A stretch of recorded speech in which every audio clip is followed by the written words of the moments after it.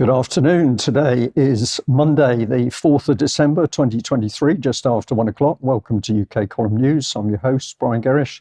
Delighted to be joined today by Charles Malet and also Mark Anderson, speaking to us from the United States, Illinois, in fact.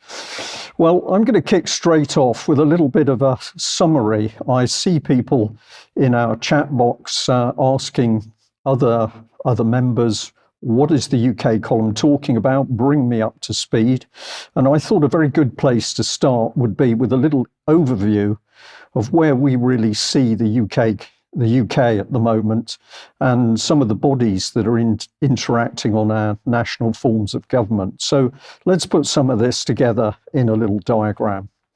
We're going to call this the creeping rise of the UK dictatorship, because I think that this is the clear theme. UK column is becoming less and less of a democracy, and it's clear that the government is going to impose more and more rules and regulations on us. But of course, for many people, Parliament sits in the middle. Parliament has the discussions, and this basically ultimately provides the policies which control the country. Well, is that the case anymore? Because what we see at the moment is minimal parliamentary debate on key subjects, we could say any subject.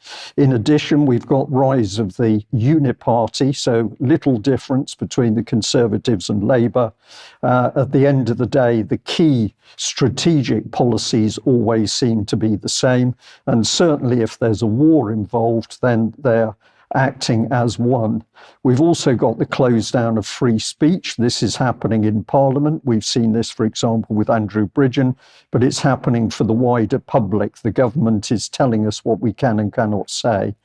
And the next thing we see from Parliament is the rubber stamping of policy from global bodies, NGOs, think tanks, and global corporate interests such as Bill and Melinda Gates or the big vaccine companies such as Pfizer, for one example. But of course, this situation gets worse because the local authorities have been politicised as well.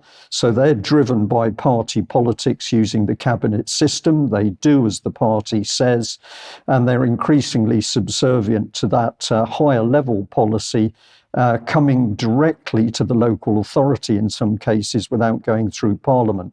So over the top of our Parliament, we've got to put the powerful global bodies who seem to control the shots. It might be the UN or G7 or the World Health Organization or the World Economic Forum or COP, which has just taken place. But with this, very often comes these treaties or agreements, bilateral, multilateral agreements, which the public really has very little knowledge of, but which lock the UK into engagement with other countries and organisations. Now, we're also going to add King Charles, because he, of course, is going totally against his promises that he was not going to be active politically, and he is heavily involved, particularly with these high-level bodies such as COP, the World Health Organization, World Economic Forum. He is absolutely active in these high-level policies. So what is the spin-off as far as the UK public is concerned? Well, of course, we've got the intelligence community, the security services and the military targeting UK population. We've got intelligence and security entering into what I'm calling opaque bilateral agreements, such as with the Israeli intelligence unit 8200. We've got special forces being used as a private army. We've got a vast spying network on the public via the Prevent channel system, also includes MAPA and FTAC, the Fixated Threat Assessment Centre, and that's all on a promise that, trust us, we are keeping you safe from terror. We've also got the state increasingly intrusive with personal data and access and collection of that data, whether it's financial, health and the family. And lastly, but not least, we've got the police becoming increasingly aggressive, intrusive and paramilitary. I'm just going to go straight over to you, Charles, because I know you're going to do a little segment on the police in a little while, but what is your initial reaction to the summary? Thank you, Brian, and good afternoon, all. I think it's a very concise and well put together summary, and I think it does articulate very well what it is that UK Column seeks to do, or at least where UK Column will look in order to explain the current situation we find ourselves in. I think for a lot of people, it's bewildering as to how we can be subjugated to the will and desires of all these supranational bodies.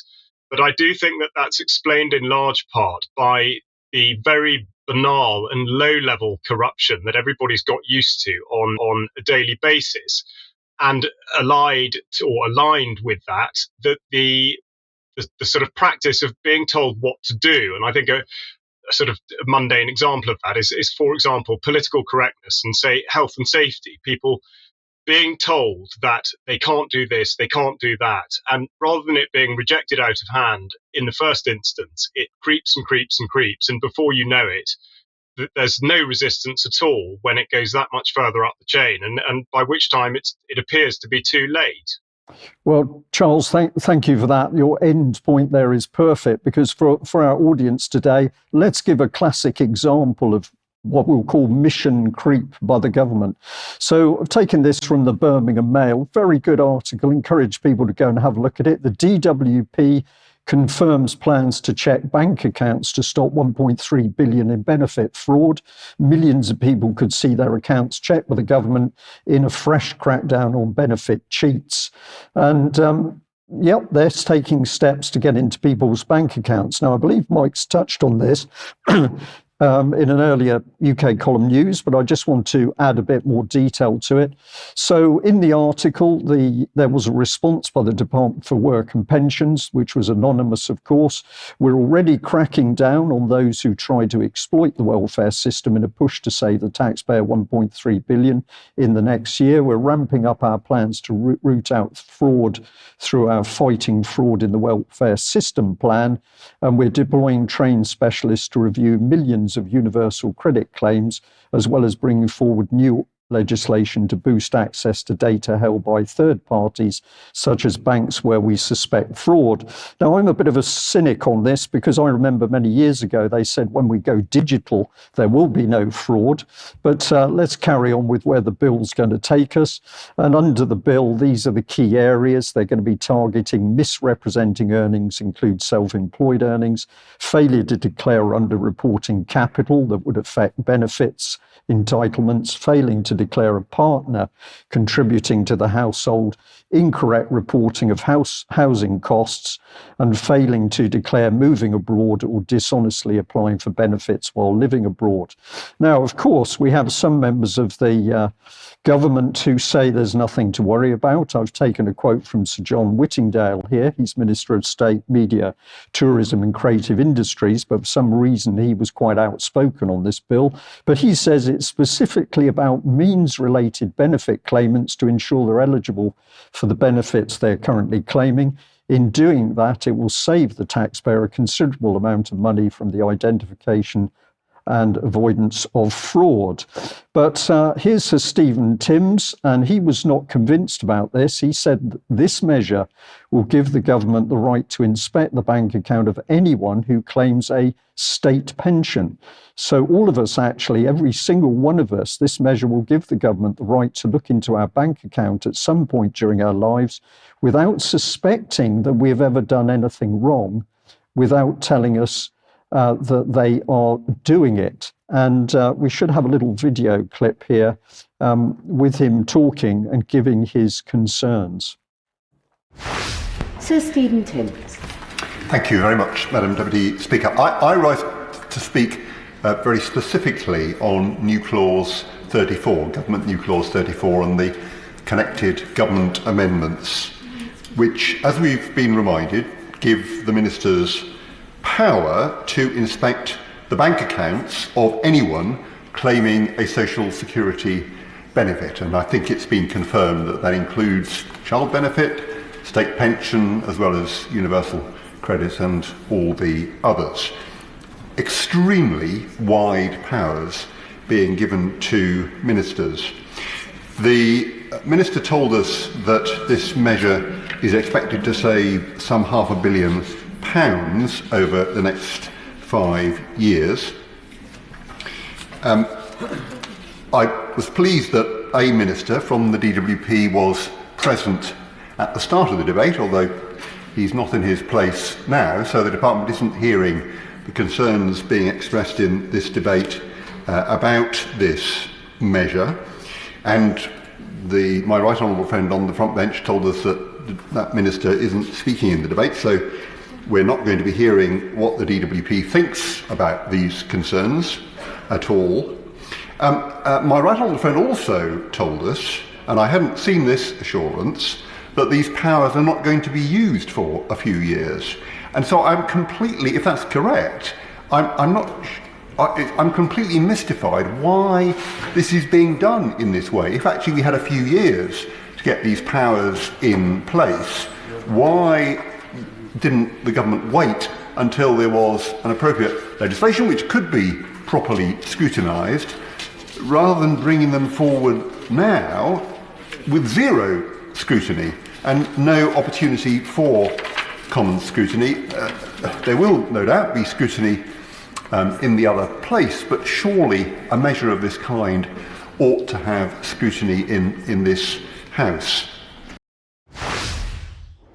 So very quiet in his delivery, but this man is raising some really important points. And if we want to echo how serious these proposals are, let's come to David Davis. He had this to say.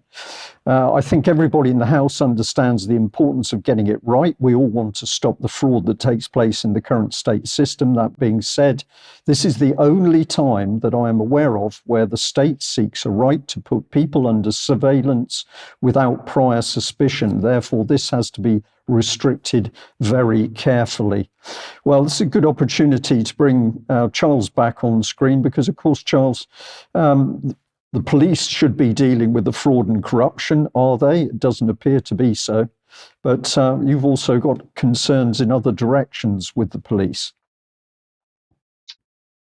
I have, Brian. Thank you very much indeed. And when it concerns fraud and corruption, I think we have to consider where exactly that fraud and corruption may be, whether it's within or without the police forces themselves.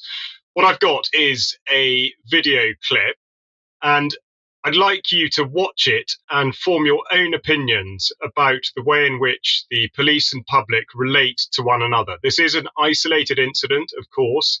If you're only able to listen to it and not watch it, then it occurs in broad daylight in Birmingham city centre at some point in the last few days. And you'll hear the voice of a non-native man who is the person recording the video, and he's speaking mostly to a police sergeant and a little bit to a police constable. You can tell from the music in the background that it's clipped.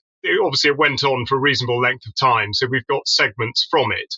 So please watch, make your own mind up, and we'll come back to the issues teased out by it at the end of the clip. Jesus Christ. Don't worry. I'm sad. Very good thing. I told you already. I told you already. You okay? Yeah. What's your name? My name? Yes. What? What's your name? Chris Willits. Chris Willits. Nice to meet you, my friend. Nice to meet you. Where are you from? Where am I from? Yeah. From Birmingham? Nah. Where are you from? Where am I from? Somewhere around the planet. Oh, so what brings you here today? Oh, not a lot. Not a lot?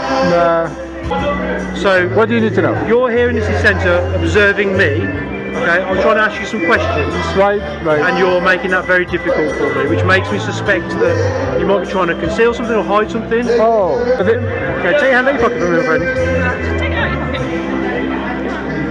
Okay, so I'd like to ask This is not the conversation now, is it? So no, it's not now. So at the moment I'm detaining you. For? Because I want to know some more information about you. You can't just detain me for that. Yeah, I can. No, you can't. Yeah, I can. Section 50 of the Police Reform Act, I'm asking your name. What did I do? Pardon?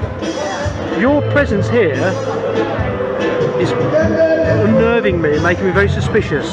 Because you're watching what we're doing. You stood watching what we were doing over here. You stood watching what we're doing over here. What's wrong with that? Pardon? It makes me suspicious. So, okay, you're suspicious, but it doesn't give you the right to grab me. Well, it does, because Can you? put your hand in your pocket, which makes me concerned. It's cold. Look how my hands are blue. Okay. I'm going to disperse you from the city centre because you can't give me a satisfactory Why reason would you as to why disperse you're me? here. And I'm concerned that your reason for being here Yeah. is going to contribute to crime or antisocial behaviour. But where do you get that from? 35, No, you can't use 35. 35, an inspector needs to issue that. it's been issued. Are you an inspector? No, it's been issued already by Inspector. You've been dispersed. We're not going to engage in any further conversation. Goodbye. That's fine. Anyway, you've been dispersed. At the moment, you're failing to disperse. So it's up to you. You can go or I can arrest you. You guys are pathetic. Seriously, you are really pathetic. Honestly.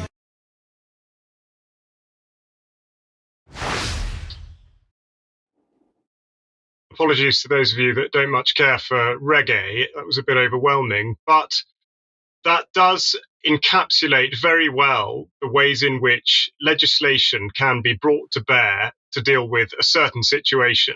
You no doubt will have made your opinion on how you think that individual was treated, notwithstanding the fact that it may be slightly strange to be filming in public in the manner that he was, but that is not against the law. And we'll just go into the various bits of legislation that were referenced. The first one being Police Reform Act 2002, which is worth noting is the one that brought in the changes to the Oath of Allegiance and introduced the clause upholding fundamental human rights.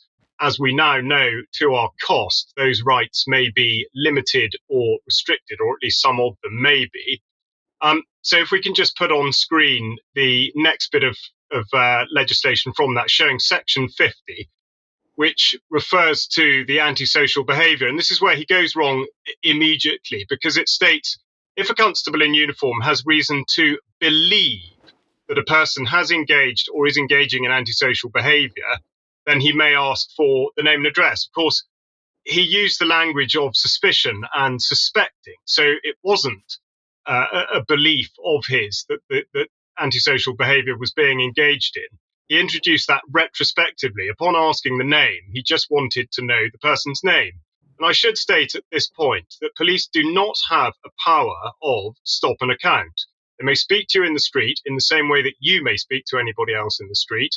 You can ask them what they're doing. They do not have to answer. Unless police bring a power to bear, they may not be answered if the respondent doesn't want to answer.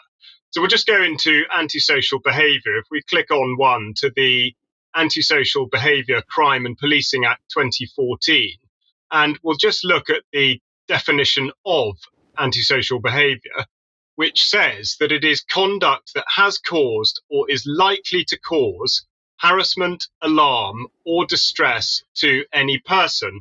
The College of Policing on the next slide shows the distinctions between the various types of antisocial behaviour, because it may in effect be personal, or it may be related to where you live, or indeed a wider form in terms of the environmental concerns. And if we go forward again, we'll just look at the dispersal order that he refers to. Now, the man recording is well versed because he knows about the Antisocial Behaviour Act, and he's willing to counter on that, about what we hear him talking about Section 35.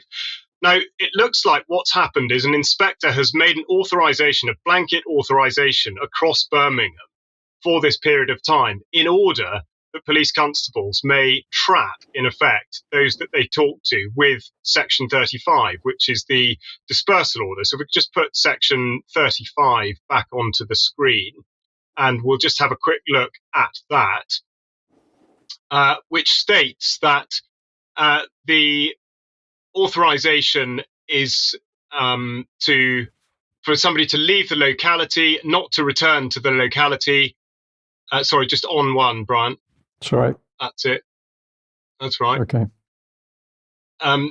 So this is in effect to stop members of the public being harassed, alarmed, or distressed, or to prevent the occurrence in the locality of crime or disorder. And then we see below Section 39, which states that this may ultimately lead to imprisonment or even a fine. So effectively, what what we've got is a situation in which a police sergeant has crafted from almost nowhere a result in which it was possible for somebody to have been imprisoned simply for failing to answer the question in the first instance of who they were and what they were doing.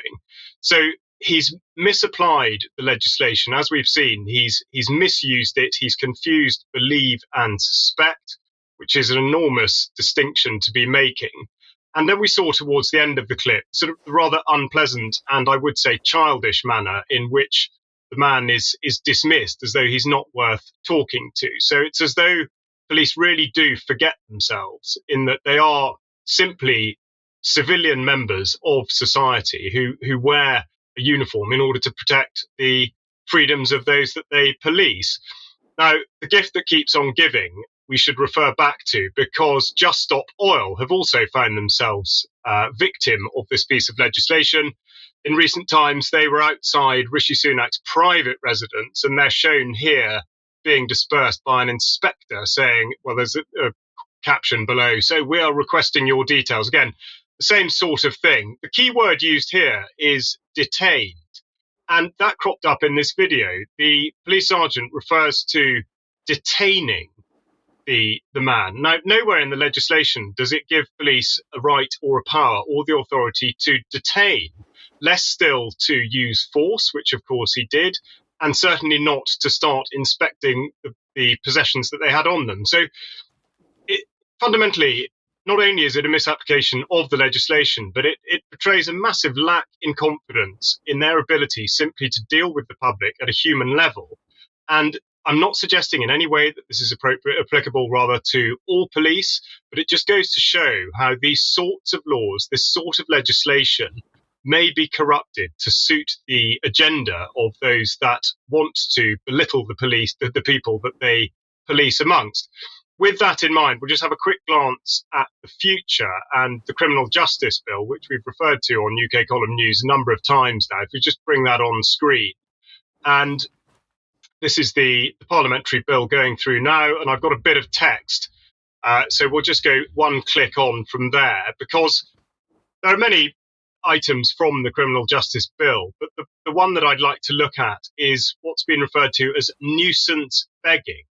And specifically, not least, there are endless categories in which nuisance begging may occur, but we have the same situation in which the subsection applies if P begs in a way that has caused or is likely to cause harassment, alarm, or distress to a person. So it's this terrifically subjective nature of being offended, which is exactly what that police sergeant articulated. He said, referring only to himself, that he was being unnerved. Now, it's not applicable to this bit of legislation, but I should refer back to the Public Order Act 1986, the first three sections of which relate to somebody, and particularly a police constable, being a person of reasonable firmness. I've spoken about this before, and essentially it means that a police constable who should be well used to dealing with such situations would be robust enough not to be offended by whatever it is that's going to be happening. Of course, this isn't actually written into this bit of legislation, but it's just something to bear in mind. If somebody's going to put on the uniform and go out and deal with potentially life-threatening incidents, should they really be behaving like this to a man standing on a street corner filming them? Okay, Charles, thank you very much for that. Well, of course, they shouldn't, but if your objective is to close down freedoms amongst the public and free speech and activities on the street, then it works extremely well. Well, let's bring in Mark Anderson. The topic is COP28, and of course, in my opening diagram of the close down of democracy, I was pointing out the power of overseas initiatives and organisations, and COP is one of those. Mark, welcome.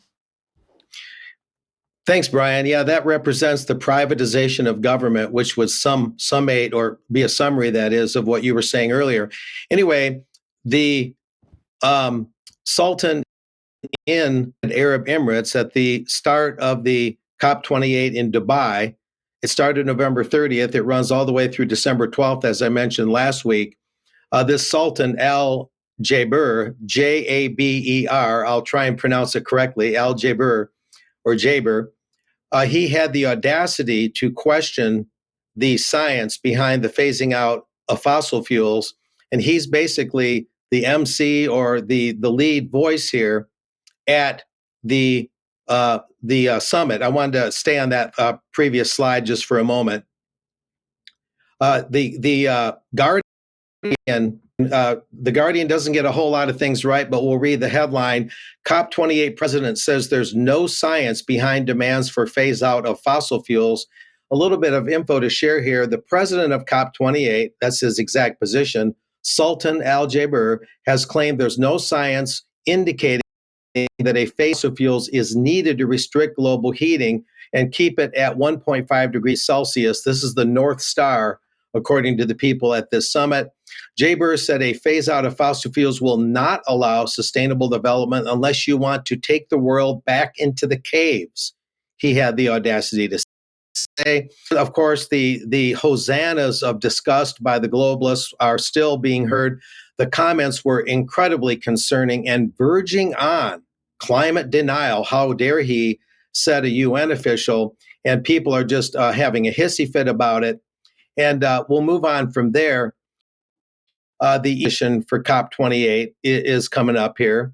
And the position here stated from a European Union website is, as I mentioned, from November 30 to the 12th of December, COP28 brings together the parties to the UN framework on the UN Framework Convention on Climate Change. And that, of course, includes all 17 Sustainable Development Goals that the world must be forced to adhere to. They include the EU and all EU member states. The EU was represented by European Council President Charles Michel, European Commission President Ursula von der Leyen, and the Spanish presidency of the Council. The EU delegation is led by the European Commission and the Spanish presidency. The Council stressed the global ambition must substantially be upheld. We're getting a little bit of distortion of the image there. I can't quite read the slide. It says, I don't know why. I hope you're out. It says the Council stressed that global ambition must increase substantially to keep the 1.5 degrees C objective within reach. And it called for strengthening of nationally determined contributions, global phase out of unabated fossil fuels, fully or predominantly decarbonized global power systems, phase out of fossil fuels, subsidies, etc. Yeah, I can read it a little bit. A couple more. A phase out of fossil fuel subsidies, which do not address energy poverty or just transition as soon as possible. Global action towards the tripling of installed renewable energy capacity and the doubling of the rate of improvement in energy efficiency by 2030. Going to the bottom, the EU is also determined to work together with all parties to continue promoting the implementation of the enhanced transparency framework, foster an inclusive discussion on the future through that UN initiative I mentioned, and address the gender dimension, whatever that is, and discuss the implementation of climate action in the agricultural realm and food security. Now, moving on from there, the Secretary of State, the former one, John Kerry of the United States, he was Secretary of State, I believe it was Obama. He's the U.S. emissary. This is from the State Department's website. He vehemently disagreed with the Sultan, who's raising, again, the practically the lone skeptical voice saying, show me, don't tell me. I simply don't believe the narrative 100%. You need to dictating to me and prove your assertions. This is what the Sultan is saying. To say a little more about that, Secretary Kerry, the U.S. emissary, said, needless to say, because of what Mother Nature has been screaming at us over the past year, particularly with the losses and damages and amazing impacts around the world, I think people all over the world have high hopes for this Conference of the Parties, or COP28, as I do. It's a very important COP. It's the first one that will take stock of our collective progress toward achieving the goals of the Paris Agreement. So this is where they're really making the rubber meet the road to try and make the 2015 Paris Agreement take hold.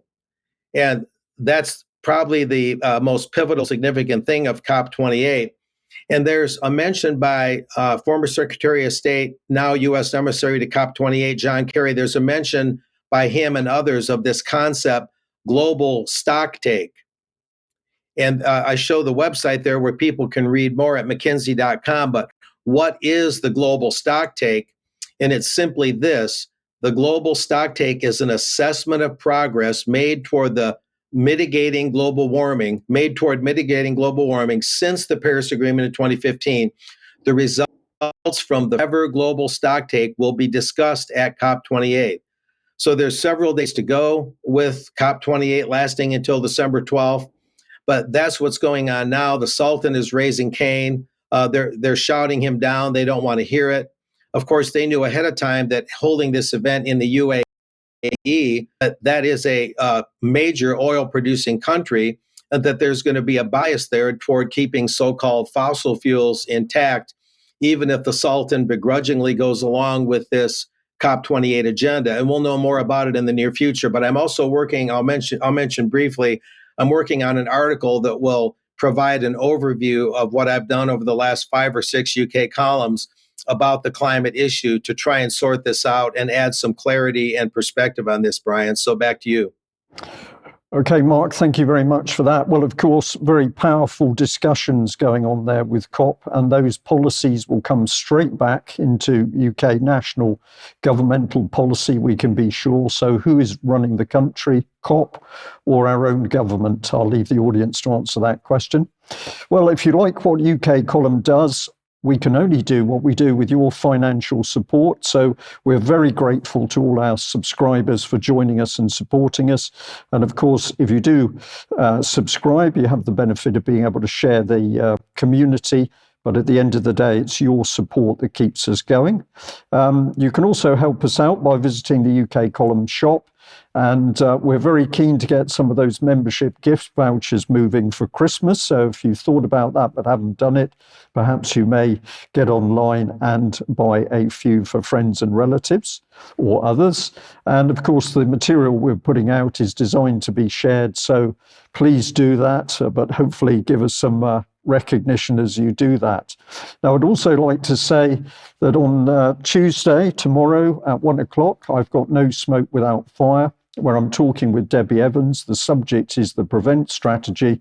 And of course, PREVENT was one of the key policies within my overview of UK Column politics, where we're talking about how the government is introducing the means of controlling us ever more tightly, and PREVENT is clearly part of that. So join us for that live broadcast at 1 o'clock. It's a recording, but it will go out at 1 o'clock tomorrow. Now, where do we go from there? Well, I think we're going on to the subject of vaccines. And Mark, I think it's good that we're finally starting to see some people standing up to challenge the global vaccine industry. Mark, thank you very much for that. Well, it's encouraging that we have got people standing up to try and challenge these giants in court. Of course, they have more or less unlimited money to fight court cases. But if the evidence is good enough, we can expect the right result. And they did get that huge fine previously. So we need more people digging on the data. And UK Column is going to be assisting with that. We'll talk more about that in the news on Wednesday. Charles, let's bring you back, because another bastion of the state here in UK, at least, the Church of England, is under a bit of pressure. Ryan, it is. And the turmoil of safeguarding has reared its head again. This was an issue that cropped up in the summer of this year, 2023, and the Church Times reports here that the now defunct independent safeguarding board has decided, or rather members of it have decided that they're not going to cooperate with a review. So really, just the specifics of the situation are not as important as the overall theme. But in effect, an independent safeguarding board, which was stood up last year and has collapsed in pretty short order, just illustrates the point that the safeguarding practices within the church are evidently failing, but also in being put there in the first place, there's a sort of implicit suggestion that by writing this stuff down, it looks like church is doing something. And in actual fact, safeguarding really is just the the application of common sense and moral fortitude to any given situation, but specifically with regard to vulnerable people. It shouldn't need writing down, but also it shouldn't be forgotten that in writing it down, that doesn't mean that the job has been done. So we'll just have a quick look at some of the text from the ISB itself, which doesn't, as I say, actually exist anymore. So if we just put that on screen now, it's a great pains to say how it's an arm's length body, and it doesn't have influence brought to bear on it. So that if we click on one, then we can talk about the risks that it envisages. So it says the church has put the ISB in place to do work it cannot then frustrate. If the ISB as a driver of change lies too close to the church, there is a risk it could be absorbed. If it's too far away, it could gain insufficient traction. Well, for goodness sake, the ISB sat in Church House on Great Smith Street, which is the corporate headquarters of the Church of England. So how is it that it could be regarded as being at arm's length? Anyway, nevertheless, the crux of it seems to be that two individuals have fallen out with the Council of Archbishops, which is written up by the Church of England. So if we just put the next slide on screen, we can just see that they make a sort of rather oblique reference to the why. The critical bit here is that it refers to the independent inquiry into child sexual abuse, ICSA, into the Anglican Church in England and Wales in 2020. So although they're not giving the specific nature of the fallout this year, it seems very hard to imagine that the hangover from that investigation doesn't have something to do with this. And we'll then just look at the confusion of all these different bodies that somehow have got their finger in the same pie, and how on earth is that supposed to clarify the situation or indeed give good outcomes for the people that are supposed to be protected by all these safeguarding policies in the first place. So we've had the Independent Safeguarding Board, we've got the National Safeguarding Panel, and Meg Munn is the lady who's resigned from that. So we've got them, and then we'll just go on to the next slide, please, because we then see that now Baroness J has been brought in, and of course she's known because she chaired the ICSA inquiry. So again, in terms of sort of independence and arm's length and all the rest of it, it seems hard to understand exactly why she would be an appropriate person to be brought in, not least because she's going to be supported by the former secretary to ICSA, John O'Brien. So already a very muddled picture. And again, if we click on one to the next slide, just to get an overview of what the Church of England even means by safeguarding, they talk about promoting a safer environment, to safely recruit people, to respond promptly to everyday concerns, care pastorally for victims, care pastorally for those who are subject of concerns of allegations of abuse. What they avoid saying is that history suggests that the greatest risk posed is from those within the church and not outside of it.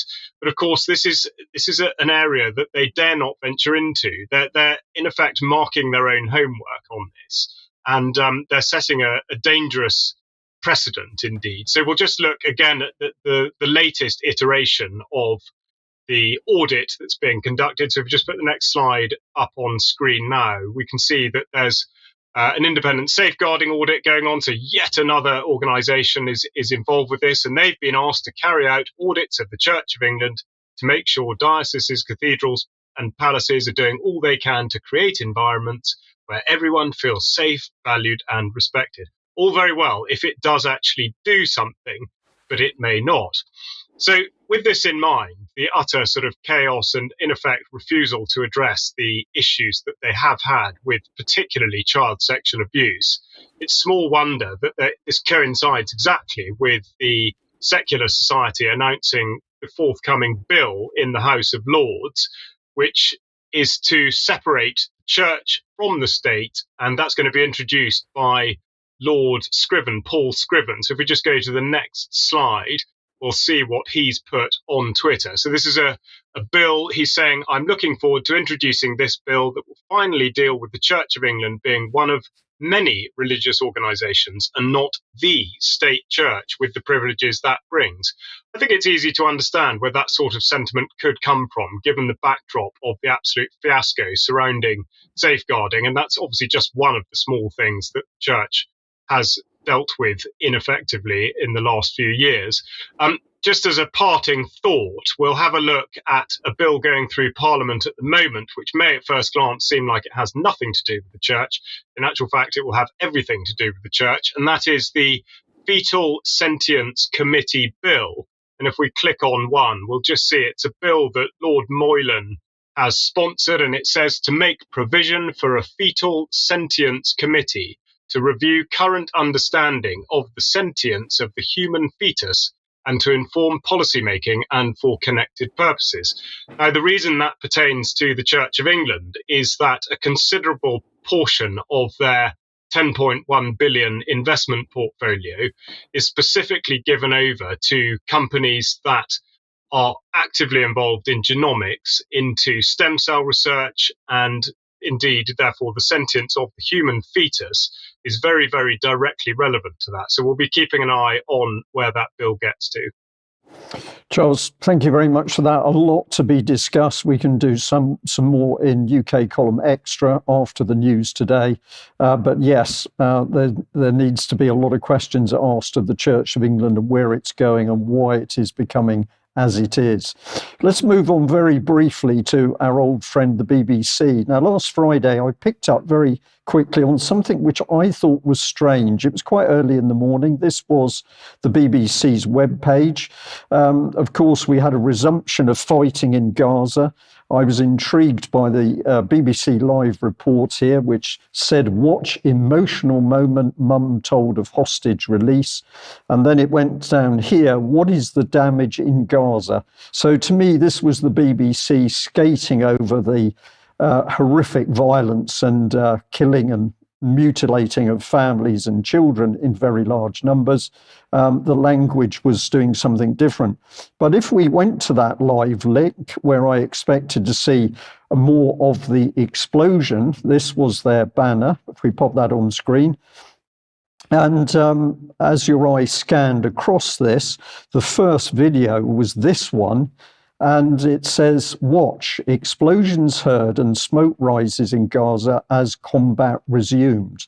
So this is the video which the BBC had shown the early morning audience, and it was promoted on their website up to a particular point in time. But let's look at this video clip.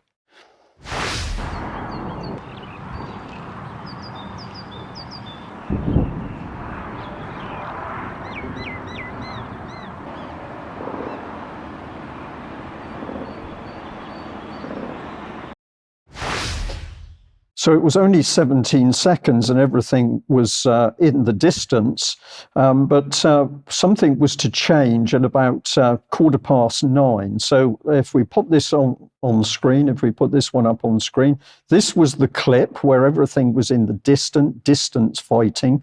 That was at 8:45 or up until 8:45. And then at 9:25, suddenly there was a new video. Let's now look at the new video and watch carefully.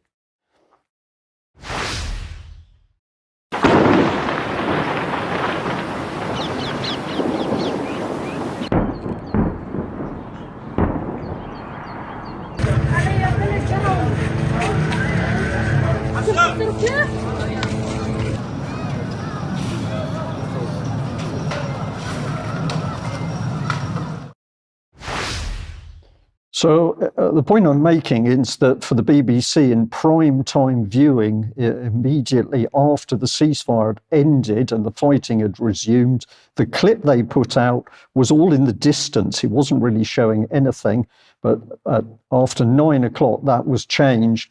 And the same clip indeed included pictures of massive explosions. So my question to the BBC is, did they use this initial clip to downplay the fact the fighting had resumed? My opinion, my personal opinion, is we shouldn't trust the BBC on this, but I'll leave our audience today to decide what was actually going on. But we're on the subject of the BBC. So Charles, I'm going to bring you back in here because you've got some really astonishing reporting to do with the armed forces in UK and solar panels. I have, and bearing in mind COP28 is in full swing, I've got a headline from the BBC website, which almost requires a second read because it, at first glance, looks as though it might be some crafty asymmetric warfare strategy to do down the Chinese. Solar panels used by British Army linked to claims of forced labour in China. Now, a photograph accompanies this. If we click on one, just to verify that in actual fact the army definitely does have solar panels, there are two soldiers walking with them, so it must be real.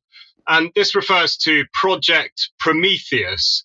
Now, we'll go on and have a look at the detail of that. I couldn't help but think Prometheus was an interesting subject or an interesting title for the project. Prometheus, of course, being a titan, the god of fire, who is best remembered for having tricked men and gods by cooking up a great big ox, cutting it in half, and trying to disguise the bones as the best bit by covering them in fat, which, of course, is a trick that Zeus fell for, allegorical perhaps with the net zero agenda and policy. But that's by the by. The project itself, which is described on the MOD website, is under the banner of how we are transforming for a sustainable future. So if we click on one, we can just see that they've got this site that we saw at Leconfield. It's the first of 4 pilot sites, and they list where the other ones will be. They then boast that when they've completed the 4 schemes, it will result in £1 million in efficiency saving and reduce emissions by 2,000 tonnes of carbon dioxide. So we'll keep those statistics in mind. The first, as a sort of frame of reference, years ago, well, some years ago, over a decade ago, when Chelsea Barracks was sold, the figure sticks in my mind at being somewhere over £900 million was the value of the sale. Within a year of selling that land, the Ministry of Defence had spent more than that money housing the people that had been taken out of accommodation in Chelsea Barracks. So that just gives an idea of how defence spending can work if not kept on top of. But again, with the sort of the climate agenda and the environmental piece in mind, I thought I'd have a look at the perceived cost of their core business, which involves blowing an awful lot of things up. So we look at the International Politics and Security Journal, if we can just put that on the screen now. And we've got an appropriately sort of blackened image, but it's suggesting that war is a climate killer. And indeed, if we go on to the next slide, we'll see that that's reinforced by the Conflict and Environment Observatory, the military's contribution to climate change. And if we click on one, they articulate that with a photograph. Again, enormous great explosion. So you get the idea. A lack of transparency makes it hard to calculate the true scale of military emissions. And they explain that in the next slide because they produce a report. Sorry, wrong, not the next one. But we'll have a quick look at this because we've got the... and I think, sorry, is there not a slide in between?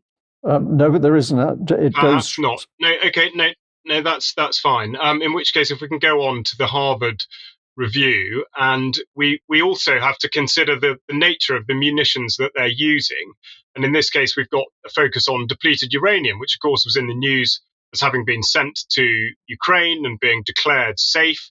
And if we click on one here, we see that the text suggests that depleted uranium may pose a risk to both soldiers and local civilian populations. So we've got the human and environmental cost. When ammunition made from depleted uranium strikes a target, the uranium turns into dust that is inhaled by soldiers near the explosion site.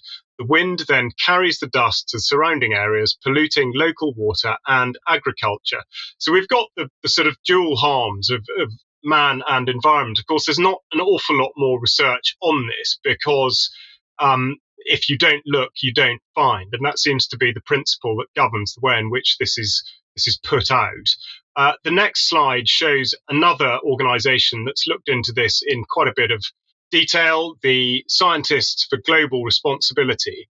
And specifically going back to what was said earlier about the emissions side of it, they say that that figures for direct GHG emissions are no longer included. We estimate that the figures that are reported in the main text of the report cover less than 1/3 of the MOD's total direct emissions. So if we click on to the next slide, we'll just have a little bit more detail from their report. And the next bit up on the screen gives text, cleverly referring to the carbon bootprint of the UK military. But they talk about the various ways in which emissions can be projected up into the atmosphere, which of course can be fires from burning buildings, fuel depots and vegetation, healthcare for civilian and military survivors, and post-conflict reconstruction. So there are a lot of things that relate to this, and they go on to cite further detail, which if we just put that on screen now, I talked about things that will blow up, and they specifically refer to an example from Syria and Iraq. So they say in 2017, the UK military launched over 1,000 bombs and missiles in Iraq and Syria. The typical size of such a weapon was 500 pounds in weight. In certain cases, the mass of the GHG emissions arising from the use of such a bomb could be many thousands of times the mass of the weapon. For example, a bomb this size could cause the concrete columns of a building to fall, to fail within a 20-metre radius of the explosion. So when we consider that they were boasting about the Leconfield site saving 2,000 kilograms of carbon dioxide per year, it is something of a drop in the ocean. And I think this gets to the sort of smoke and mirrors and hypocrisy, I would say almost complete pointlessness of the situation.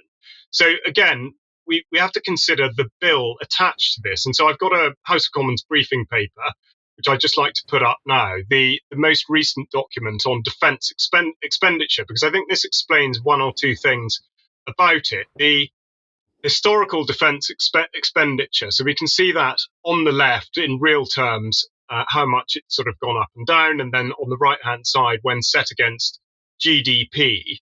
And I would like to point out that sort of uptick just at the bottom right-hand side of the graph, in the sort of 2019-20 bit, in effect going up now. And we'll go on to have a look at the next slide, because the reason that this is important is that this graph here shows the cost of, in effect, a busy armed force or armed forces. And the peak there shows the uplift of operations in Iraq and Afghanistan, and you can see how abruptly that's fallen away. And in effect, there is massive underemployment now. So we think about the uptick in spending. How is that the case when operations have dropped off to quite such a degree? Because they are expensive. So if we just click on one, we'll see not necessarily exactly how that's the case, but more pertinently, why. So it's saying that the annual defence budget will be £5.8 billion higher in cash terms by the end of the current spending review period. And the critical bit here is that most of this additional funding has been allocated to capital budgets, i.e. money that is spent on major projects and investment, whereas the Ministry of Defence's day-to-day budget is set to decline in real terms over this period. And then, here we go, as a member of NATO, the UK is committed to spending 2% of GDP on defence each year. And then it boasts it was one of just 9 NATO member countries to have met this target in 2022, spending 2.1% of GDP on defence. Now, I'm not exactly sure how much those solar panels at Leconfield and elsewhere will have cost, but it is interesting to note that in order to get into NATO's good books, by deploying a load of solar panels, it is possible to inflate defence spending on not just that, obviously, but plenty of other capital projects, and to make it look like the defence budget is being spent in a way that perhaps it isn't. Charles, thank you for that. Hypocrisy was the word you used, and that came to my mind that, of course, we can start wars worldwide using explosives, setting oil refineries on fire, destroying buildings, billions of pounds of destruction with the expenditure and, we'll say, damage to the environment on reconstruction. But nobody in UK or NATO, the US, EU, is calling for the wars to stop in order to save the planet. We want the violence to continue while we preach saving the planet. The hypocrisy is truly mind-blowing. Well, let's just end today's news with a little segment on Henry Kissinger. Of course, many people would say he's responsible for a lot of the trouble, or was responsible for a lot of the trouble around the world. What's your view, Mark? Well, the straight news, Brian. He's one of the global heavyweights. He was. David Rockefeller and Zbigniew Brzezinski passed away in 2017. And in 2021, we lost other foreign policy heavyweights: George Shultz, Colin Powell, Donald Rumsfeld, Neil Sheehan, Senators Bob Dole and Carl Levin. So Mr. Kissinger isn't alone, but he's perhaps the biggest footprint of the globalists among those that I've listed. Rockefeller and Brzezinski would come in a close second and third. And the New York Times, the slide we saw just a moment ago, and most other press is describing Kissinger as, quote, a complicated figure, the devil incarnate to some, a very principled and able statesman to others, certainly a significant person to all. Slide, though, is this one. We'd want to get this one in, if any, today. The New York Times reporter on Kissinger's passing is none other than David Sanger, the White House and National Security correspondent, for the New York Times, reports on Biden and his administration. Interestingly enough, Dare and Henry Kissinger were both at Bilderberg 2019 in Montreux, Switzerland. You can see the names there. At the bottom of the first segment, you see Kissinger listed. And then at the bottom of the second segment on the same slide, you see David E. Sanger listed. So the New York Times had a reporter on the outside reporting as if it's being objective. So had David Sanger on the inside with Kissinger breaking bread at that meeting. The Washington Post did the same thing. They had somebody on the inside, Amos McCardle, a columnist, and yet they reported from the outside on Bilderberg that year as if they were being an objective reporter. Both newspapers very complicit, along with Kissinger in the meeting. This is just a quick slide, not much detail to go into here from Rolling Stone. Of course, a very liberal left, largely music and culture magazine, saying that Kissinger was really the quintessential war criminal. And among many things, the left-wing critics are saying, and they're not without merit in some of this, that Kissinger was responsible largely for the bombing of Cambodia and Laos, escalating the war under the Nixon administration when he was Secretary of State. He's credited with ending the war. Of course, that was in favor of the communists that all these U.S. soldiers died to fend off. But the bombing with clusters in Cambodia and Laos still wreaks havoc to this day, we're told, as children and other people in those countries occasionally find old bombs that occasionally go off. So Kissinger very much has a very mixed bag in terms of his background. And to hear a little bit more, if we have time today, here's William F. Jasper, an acquaintance of mine from the New American, who tells a little-known chapter, I'll call them allegations, but they're very compelling, about Kissinger's life. So we'll go from here.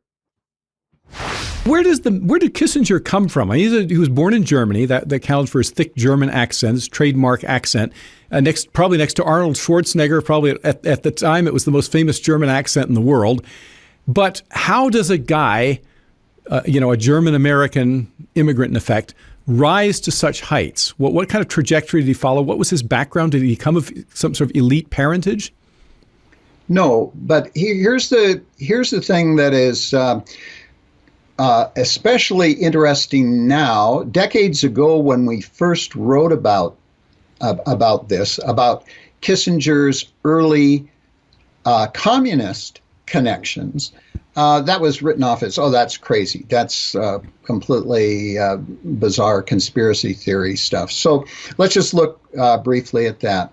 Kissinger, while he was in Germany during World War II, was in Army intelligence, our Army intelligence. But according to several top defectors from the Soviet Union, including Michael Goleniewski, who was one of the top Soviet defectors ever to come to the United States and to expose many of the double agents and moles that were in our government, said that Henry Kissinger was actually a member of a KGB cell in Germany, and that he went by the code name Bohr, B-O-R. And Frank Capel wrote about that for us in American Opinion magazine decades ago. And other documents have come out since then, or testimony that seem to to bear that out. He was brought into the United States and then up through the higher circles by the Rockefeller family. Indeed, that's an interesting capstone to put on this report today. But love him or hate him, he was a major figure. But as Jasper explained, there's some things in his background that perhaps need a little bit more exploration and explaining. But that provides a much broader overview of Here Today on UK Column than you're generally going to get from the mainstream news. So that'll do it for today with him. Okay, Mark, thank you very much for that. And we must end today's news there. We're going to say a huge thank you to our audience, wherever you are in the world, and a really big thank you to the people who support us. Financially, we can only do what we do with your help, and the generosity is wonderful. Thank you for that. We will have an extra in a few minutes, so if you're a subscriber of UK Column, stay with us, and we've got a lot to discuss about some of the points that we've raised in today's news. So stay with us, and we will see you then. Bye-bye.